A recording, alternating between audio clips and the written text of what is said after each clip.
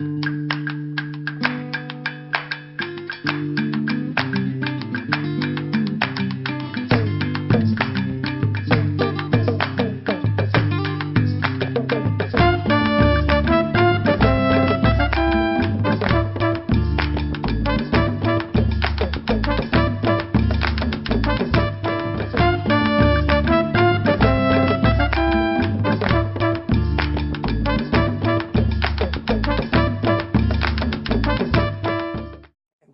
primer lugar, agradecer a la delegación local de la Agencia Córdoba Cultura en el nombre de Antonio y a todas las demás instituciones que colaboran en la organización del 10×10. La verdad que me siento honrado de la invitación. Es verdad que cuando nos pusimos en... Parece que bueno, voy a hablar con el micrófono en la mano.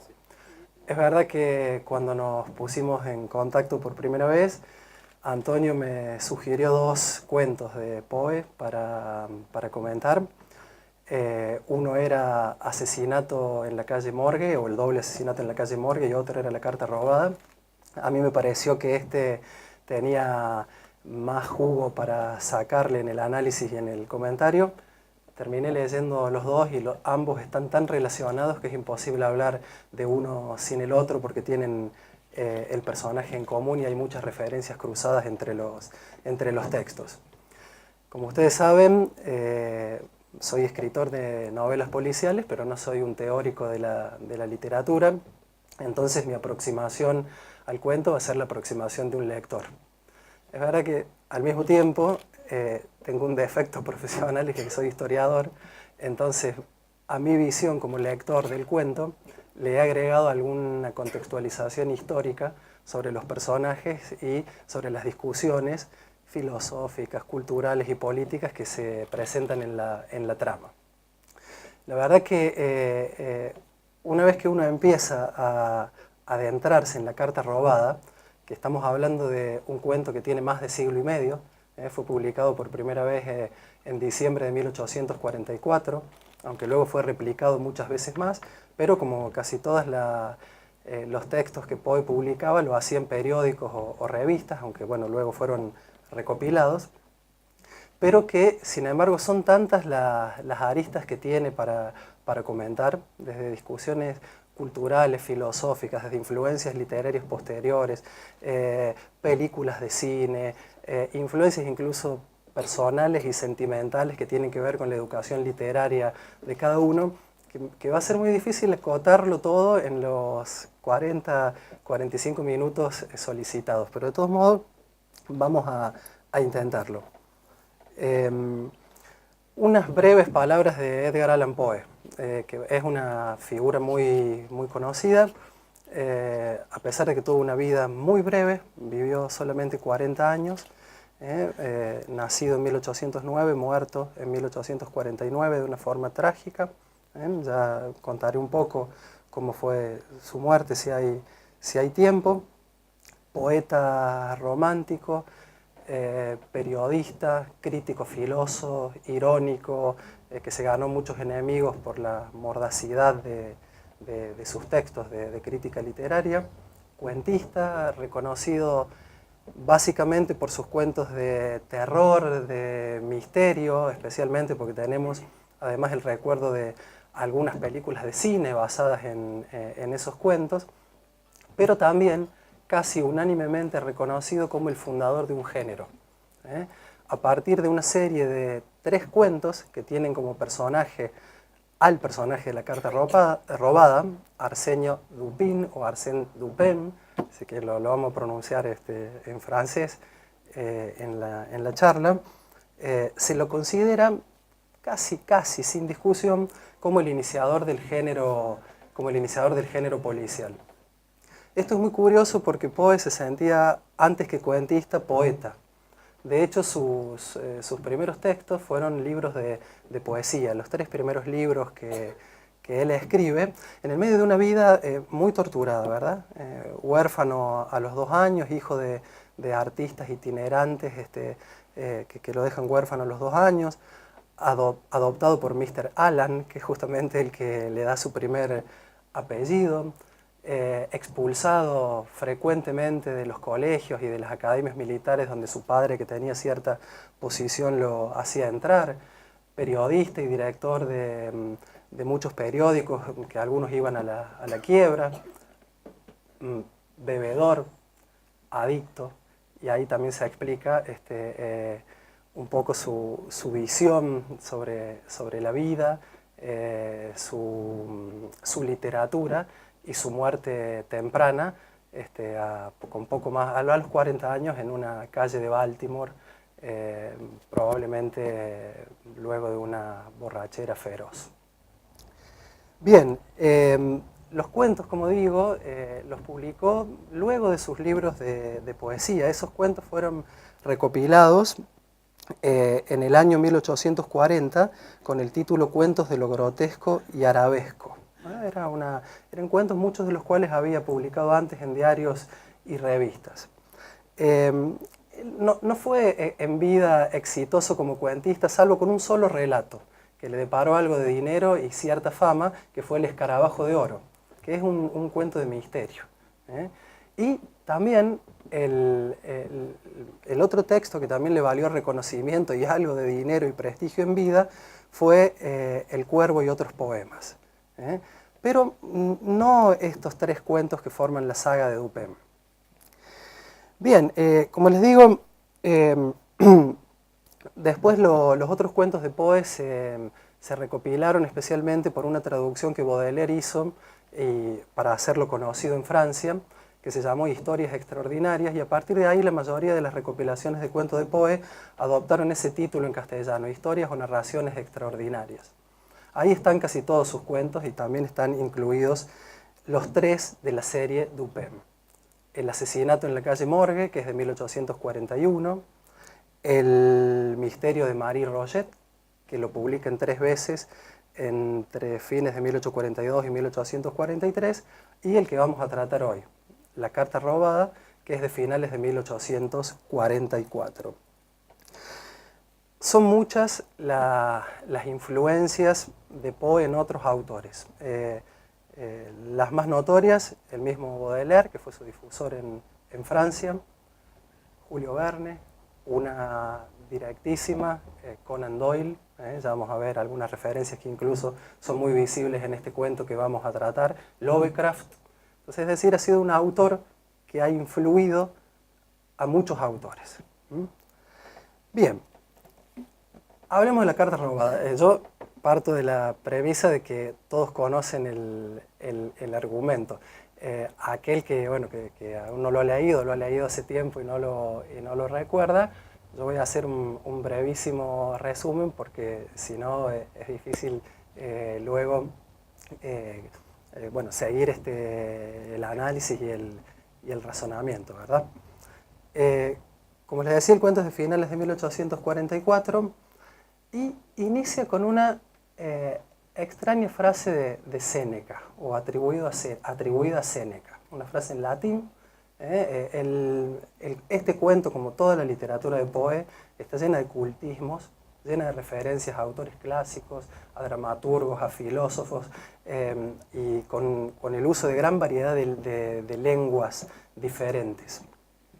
La frase de Séneca, traducida del latín, dice algo así como: nada es más odioso para la sabiduría que la excesiva agudeza.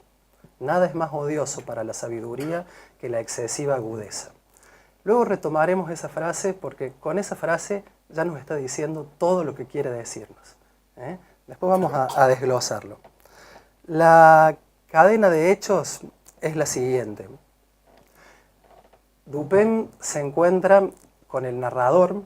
El narrador es anónimo, nunca es nombrado, pero sin embargo cumple un rol determinante para llevar adelante el relato y para hacer de contrapunto y explicar cuáles son las deducciones y el razonamiento de Dupin, ¿no?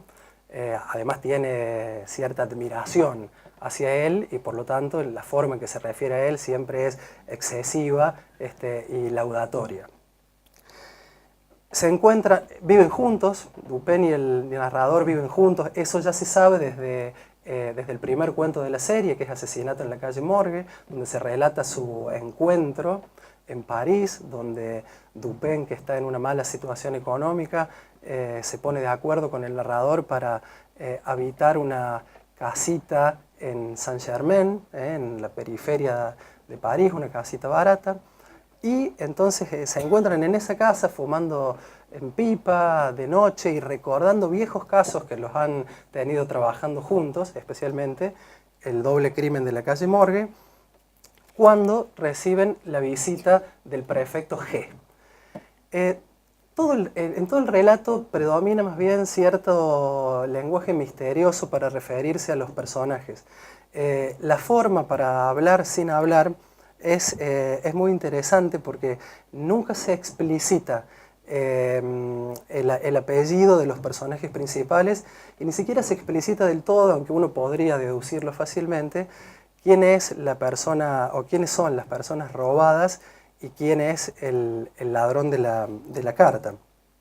Lo cierto es que el prefecto G, que es el jefe de la policía parisina, al que ya conocen también porque ha recurrido a ellos para casos anteriores, les viene a plantear un problema, un encargo que le han hecho y no puede solucionar, a pesar de que aparentemente es simple, es sencillo.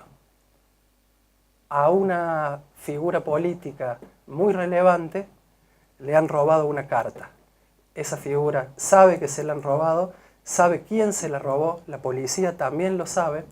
Al prefecto esta alta figura política le ha encomendado que recobre la carta en secreto, porque no quiere generar un escándalo público con el tema, porque aparentemente la carta contiene información sensible y privada. Entonces saben quién robó la carta, saben dónde está, saben quién es el ladrón, pero la policía de París, a pesar de los múltiples allanamientos y búsquedas que ha hecho, con todo el uso de los últimos recursos técnicos y científicos que tienen a mano, no ha podido hallarla. Entonces recurren, porque lo consideran una especie de inteligencia rara, una especie de, consideran a Dupin poseedor de una inteligencia rara que bordea lo extraño, cierta locura quizás atribuible a su carácter de poeta. Recurren a él para que encuentre una solución al caso. El cuento, bueno, evidentemente que a pesar de que nunca se dice, queda claro que quien ha sido robada es la reina de Francia. En ese momento Francia tiene una monarquía constitucional. Después les voy a hablar un poquito de quién era el rey y quién era la reina. Francia tiene una monarquía constitucional. La situación que se ha dado, que ha generado el robo, es muy curiosa porque ha despertado o ha generado una extorsión. Aparentemente la reina de Francia estaba en el despacho real o en una pequeña habitación real leyendo una carta comprometedora cuando entra el rey con el ministro D. También otra inicial, el ministro D, la misma inicial que Dupin. La reina se pone incómoda y deja la carta dada vuelta sobre la mesa, lo que el ministro descubre. Se da cuenta que hay una incomodidad de la reina. Y aprovechándose de la situación, el ministro, simulando una confusión, toma la carta y se la lleva frente a los ojos de la reina. La reina no dice nada por varias razones. La principal es que el contenido de la carta puede comprometerla frente al rey. Nunca se dice, la sospecha es evidentemente que se trata de una carta de tipo sentimental y que la reina está engañando al monarca, a Luis Felipe I. Entonces, evidentemente, la situación de la reina es muy delicada y ella encarga en secreto, sin que el rey se entere, la investigación al prefecto. Y el prefecto, que no puede resolverla, la delega en Dupin. Bien, después de este relato, pasa un mes, el prefecto vuelve a la casa de Dupin y el narrador, y este ya tiene el caso resuelto. Hábilmente le hace pagar parte de la recompensa ofrecida al prefecto porque sospecha que si le entrega la carta no le va a entregar el dinero, y ante el asombro del prefecto y ante el asombro del narrador, ya tiene el caso resuelto apenas un mes después. Esa es la mitad del cuento. Ya todo está resuelto en la primera mitad del cuento. La segunda mitad del cuento, no sé si soy yo, que hablo muy cerca del micrófono. Ah, bien. La segunda mitad del cuento es toda la explicación de Dupin al narrador, con algún agregado del narrador, sobre cuál fue el modo en que lo resolvió. De eso vamos a hablar un poquito después, pero básicamente lo que hizo Dupin fue visitar con una excusa al ministro, engañarlo a través de una conversación que sabía le interesaba, mirar la casa del ministro, identificar en un lugar que él ya suponía el lugar donde estaba escondida la carta, regresar al poco tiempo con una excusa, es decir, olvida a propósito un objeto personal, y cuando regresa, a través de un cómplice que dispara una escopeta en la calle, y eso hace que el ministro se asoma a la ventana, sustituye la carta robada por una de similar tamaño y con textura que había preparado, y la pone en el lugar, ¿verdad? Esos son los datos. Eso es lo que pasa en la carta robada. Podríamos decir que el cuento presenta una multitud de engaños, ¿no? Una multitud de engaños. Engaños de los personajes entre sí, de los personajes a sí mismos, engaños de Dupin al narrador y un engaño de Poe a todos sus lectores.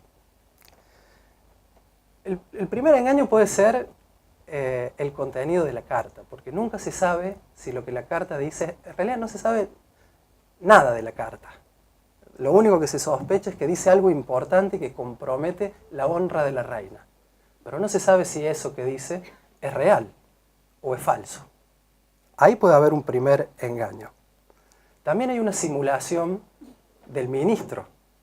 El ministro simula confundirse cuando roba la carta. Ante los ojos de la reina, que es la persona robada, toma la carta simulando que está tomando unos papeles que ha dejado con anterioridad. Entonces también ahí hay un engaño. También hay una simulación de la reina, que está siendo robada y no dice nada. No puede decirlo, porque decirlo sería delatarse. Hay también un engaño de la reina al rey, porque no le dice nada que está buscando la carta. Es decir, por la misma razón, porque teme al contenido de la carta. De hecho, el ministro nunca la extorsiona a la reina. Pero la reina está desesperada porque sabe que el solo hecho de que la posea y la sola posibilidad de su utilización la aterra, a pesar de que no hay ningún indicio en el cuento de que la extorsión se haya producido. Luego tenemos el engaño del propio Dupin al ministro. Después hablaremos un poco del modo en que un lector actual puede entender 170 años después toda esta cadena de engaños, ¿verdad? Es cierto que en el contexto del siglo XIX y frente a un género novedoso, las cosas se leen de una manera y es muy distinto del modo en que las lee un lector de policiales del siglo XXI, porque ya tiene una cultura del género, aunque sea por haber visto cine o leído cómics, que evidentemente le hace mirar con otros ojos lo que parece ingenioso y astuto 170 años antes. Pero lo cierto es que Dupin también engaña al ministro. Lo engaña con su visita para hablar de un tema que aparentemente es común a los dos. Lo engaña sustituyendo la carta. Y también lo termina coronando su engaño, porque la carta que suplanta a la robada, la carta que Dupin deja en el tarjetero donde estaba la carta robada, le deja un mensaje. Un mensaje porque Poe nos va contando, es verdad que hoy un lector de hoy diría que el autor hace un poco de trampa, que va presentando datos al lector mientras avanza el relato, datos que el lector no tiene desde el principio como para suponer alguna posibilidad de solución, pero bueno. Repito, esto es injusto decirlo en un cuento que inicia un género escrito hace 170 años. Pero para que el ministro, cuando vaya a buscar la carta, sepa quién la ha suplantado, él le deja una frase. Una frase de una obra de teatro francesa del siglo XVIII, de un autor que se llama, ahí Poe lo pone al final, Joliot de Crébillon, que dice algo así, a ver, por acá la tengo, algo así como: destino tan funesto es más digno de Tiestes que de Atreo. ¿A qué se refiere? El mito de Atreo y Tiestes es un mito antiguo griego que tiene que ver con la venganza. Tiestes y Atreo eran hermanos. Tiestes engañó a Atreo con su mujer y Atreo se vengó de una manera muy cruel pero muy pensada. Lo invitó a un banquete porque además disputaban el trono, le sirvió una opípara cena y cuando la cena finalizó le mostró las cabezas de sus hijos. Es decir, le había hecho comer a sus propios hijos. Dupin se venga del ministro porque también cuenta en algún momento del relato que el ministro lo ha ofendido en un viejo encuentro que han tenido en Austria. Entonces él quiere dejarle claro que ha sido él quien lo ha descubierto y quien le ha robado la carta y quien la ha sustituido. Y ahí también Poe nos engaña a todos, porque este mito de Atreo y Tiestes ha sido objeto también en el siglo I de una tragedia de Séneca. El autor, es decir, también escribió una tragedia sobre el mismo mito de el hermano engañado y la venganza. Claro, y Séneca es el autor que Poe utiliza para iniciar el cuento, pero la cita es falsa. No existe esa cita de Séneca. Como Poe era muy culto y como ha sido un autor muy estudiado y ha sido dado vuelta como un guante, todos buscaron en la obra de Séneca esa cita. Nada es más odioso para la sabiduría que el excesivo razonamiento. Y no existe, no está en ninguna obra. Entonces Poe inventa una cita de autoridad y en esa cita nos engaña a todos, o pretende engañarnos a todos, porque ya nos está diciendo cuál es la solución. Es decir, nos la dicen un montón de veces. Un montón de veces a lo largo del cuento habla de las cosas que son evidentes y no vemos, de la importancia del razonamiento sencillo, de el modo en que se ven las cosas cuando uno se aleja un poco y toma perspectiva. Y lo que está queriendo decir es que para conocer las cosas no hace falta una excesiva razón, porque eso no lleva a la sabiduría. Hace falta otro tipo de inteligencia que tiene que ver más con la creatividad y con la sensibilidad. Eso ya lo vamos a retomar. Pero es decir, hay múltiples engaños, ¿no? Múltiples engaños en el cuento. Si quisiéramos hablar un poco de los personajes, bueno, sabemos poco del narrador. Solamente sabemos que vive con Dupin, al menos desde el caso de asesinato en la calle Morgue, pero que evidentemente cumple la típica función literaria de sostener el peso del relato. Evidentemente ya sabemos que Conan Doyle, que nació 10 años después de la muerte de Poe, fue influido por los cuentos de Poe. Y es imposible no relacionar la relación del narrador y Dupin, de la que luego van a tener Watson y Holmes. Watson que cuenta las hazañas de Holmes y al mismo tiempo lo admira. A veces hasta uno le molesta esa admiración casi ciega que tiene, ¿no? También hay muchos rasgos en común, ¿no? La petulancia de Dupin, el modo en que hace quedar a veces como un tonto al narrador, del mismo modo que Holmes hacía quedar como un tonto a Watson, mostrándole evidencias que él nunca reconocía. De Dupin, la mayor parte de las cosas que conocemos no están tanto en este cuento como en el doble asesinato de la calle Morgue, porque ahí es cuando los personajes se conocen, ahí se sabe que proviene de una familia importante, o de una familia rica, o de una familia de linaje que ha caído en desgracia. Es muy posible que la C, en el cuento decimos C. Auguste Dupin, sea de chevalier o caballero, es decir, una familia que pertenece quizás a la baja nobleza francesa, pero que se ha arruinado y que el poco patrimonio que le ha quedado le alcanza para alimentar una voraz pasión por los libros. Dupin no es policía, es un poeta que razona como poeta y que tiene una creatividad especial, ¿no? Pero como digo, la mayoría de los datos los encontramos en cuentos previos. Del ministro del ladrón de la carta, sabemos poco. Y lo que sabemos, Poe lo va entregando en cuentagotas. Sabemos que es un escalador profesional. Es decir, sabemos que ocupa un alto cargo dentro de la monarquía y sabemos que no tiene escrúpulos. Lo sabemos por varios datos, no solamente por el aprovechamiento de la situación para robar la carta, sino también por ese juego que hace de tenerla sin iniciar la extorsión, lo cual vuelve loca a la reina. Y lo sabemos también porque ha tenido conflictos con el mismo Dupin en periodos previos. Y sabemos que ostenta la doble condición de poeta y matemático. Esto va a ser fundamental para el modo en que explique Poe la resolución el modo en que resuelve el caso. Después tenemos el rey.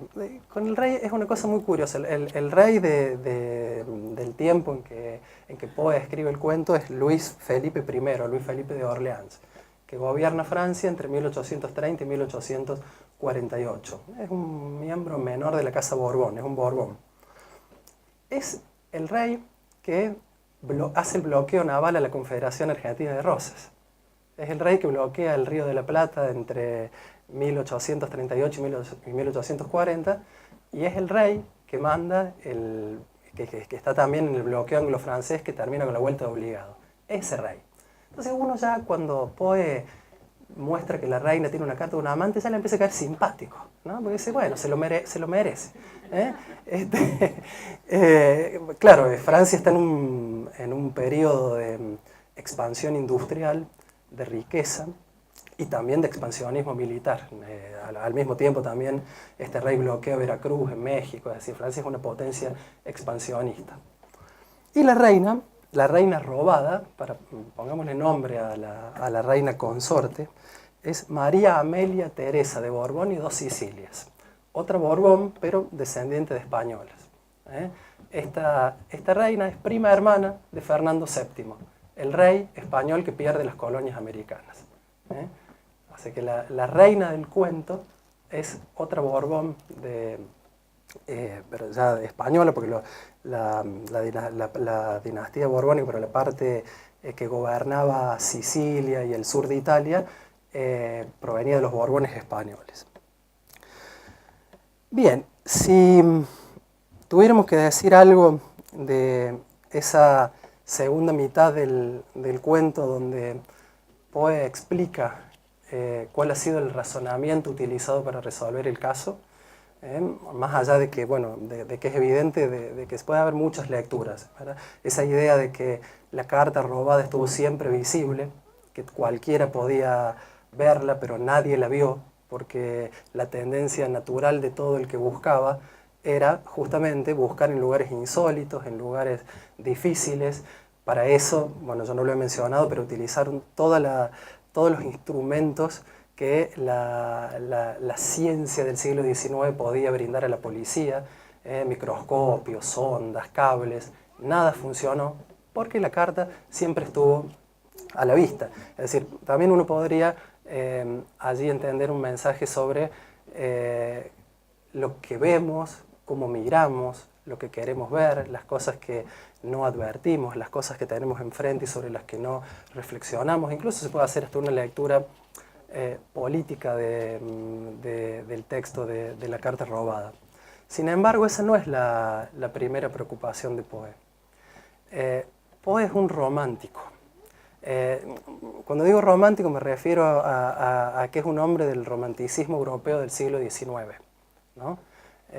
Y entonces, por lo tanto, tiene una serie de ideas en las que ensalza la sensibilidad, la creatividad y critica de algún modo esa idea de que el razonamiento abstracto, universal y general, el razonamiento matemático puede resolver todos los planteos o los problemas con un método deductivo.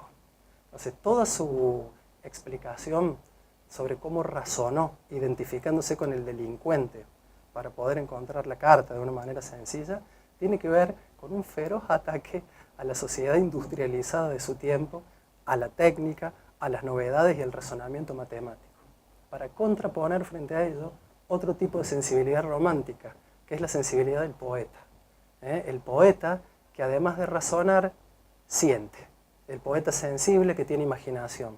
El poeta que puede ponerse en el lugar del otro y que puede brindar una solución creativa. Es inevitable es inevitable no relacionar esto con una crítica a un personaje muy especial de la Francia de esa época, que muchos incluso han querido ver como la referencia del personaje de Dupin, que fue un famoso director de la Sûreté, de la Policía Nacional Francesa, incluso el fundador, que se llamó Eugène Vidocq. Hay películas sobre Vidocq. Vidocq era un antiguo delincuente que crea la Policía Nacional, que tiene muchísimo éxito, que la organiza, que incorpora las técnicas de expedientes, de búsqueda científica, de utilización de la tecnología.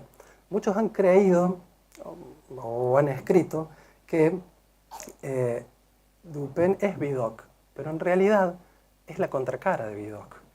Y de hecho, cuando uno lee Asesinato en la calle Morgue, encuentra una serie de frases sobre Vidocq directamente, Aparte, no es gratuito que Poe, que nunca ha estado en París, haya situado sus 3 cuentos en París en el tiempo en que Vidocq es célebre, y todavía está vivo al momento en que escribo.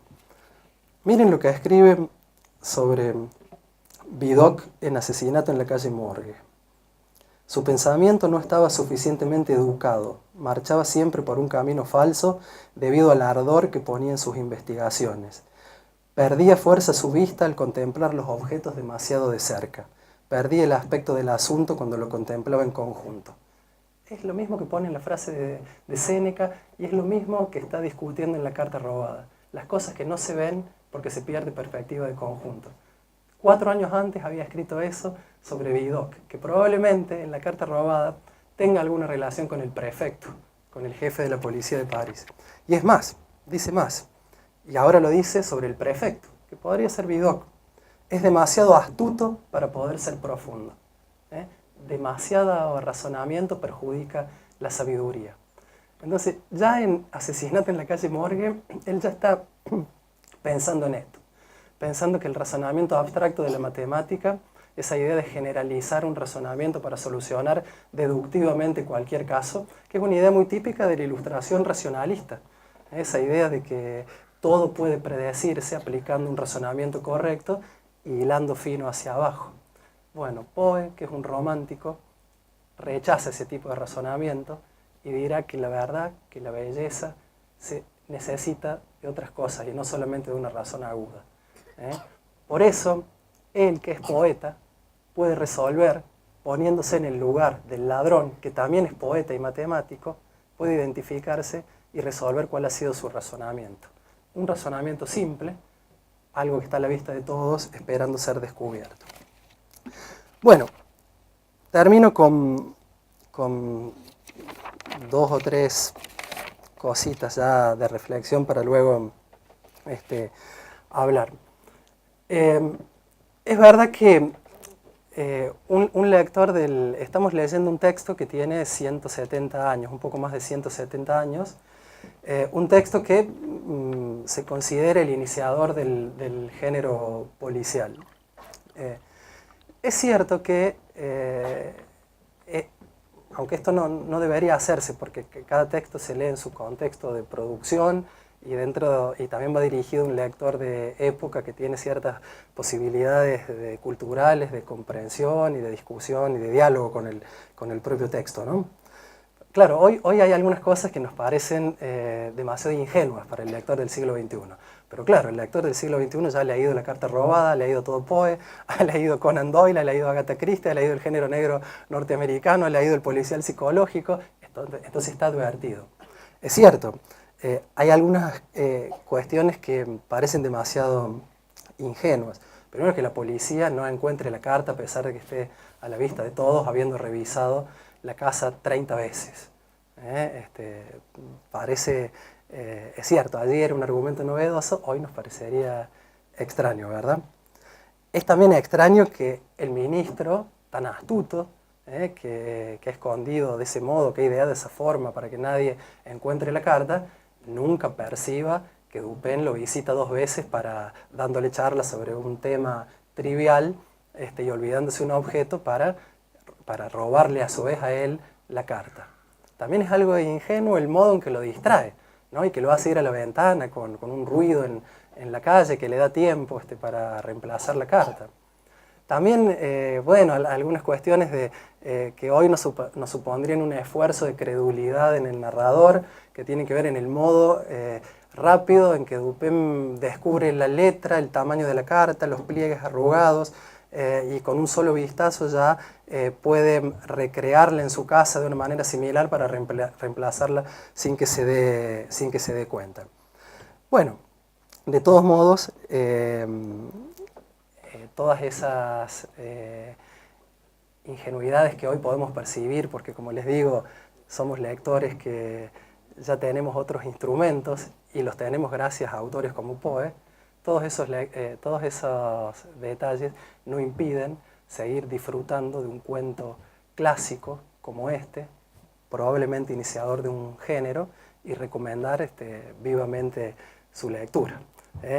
Y no solamente la lectura de este cuento, sino todos los cuentos de la serie de Dupin y todos los cuentos de Poe. Todos los cuentos de Poe. Yo esto omití de decirlo, pero mi primer vínculo a Poe fue a través del terror. Y voy a cerrar con esto que es personal. Cuando entraba en la adolescencia, claro, mis padres todavía eran jóvenes, entonces los sábados salían a cenar con amigos, muchos de los cuales están aquí. Entonces nosotros, que teníamos 12, 11, 10 años, nos cuidaban a una chica que venía a cuidarnos, primera mitad de los años 80. Esa chica veía los sábados a la noche Viaje a lo Inesperado. Y nos hacía ver, a mí me gustaba, me aterrorizaba, lo miraba entre los dedos, pero nos hacía mirar las películas de los años 60 que Roger Corman había filmado basado en los cuentos de terror de Poe, con Vincent Price. Entonces yo llegué a Poe a través del terror. Después leí El Cuervo y por último llegué al policial. Y bueno, y terminé siendo escritor de policiales. Son las vueltas. Muchísimas gracias por la invitación. Espero que hayan disfrutado del comentario y podemos conversar si lo desean.